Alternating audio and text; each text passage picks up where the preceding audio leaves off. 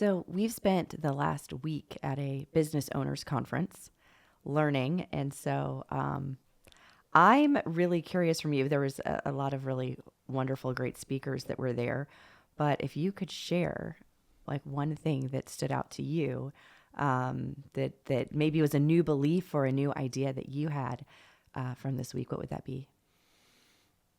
Yeah, so we went to the GLC conference, which is the Global Leadership Conference for the Entrepreneurs Organization, and so this is for the kind of the board positions of EO, and there was 2,000-ish. Yeah, I think about 2,000, correct.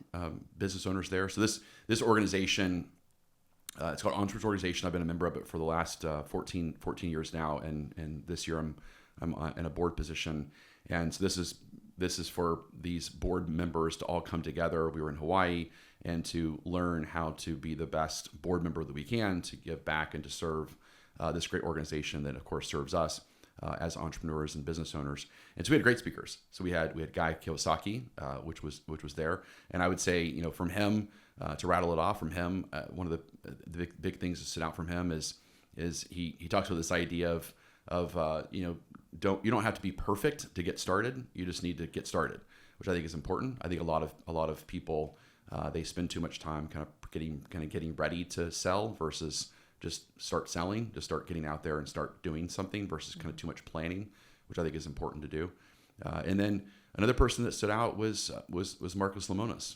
Did I say that his name correctly? I believe. Yeah. So, yeah.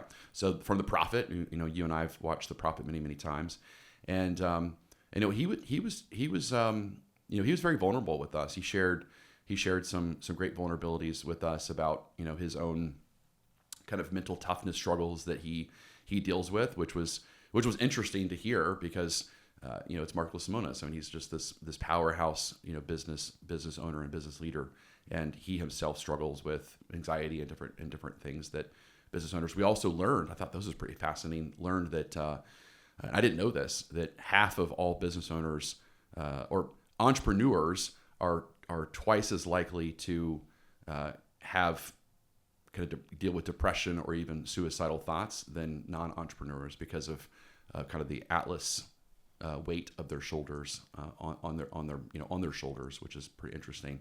But I would say one of the things that I learned from Marcus was just the importance of and the reminderness of the more that we serve our employees, the more they will serve us. And so to really spend time with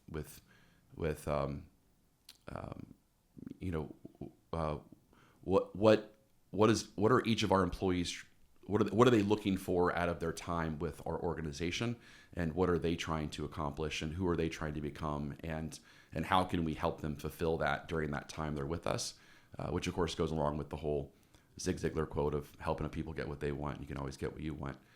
So I would say that was a big thing that I learned from him. It's wonderful. Thank you. Yeah.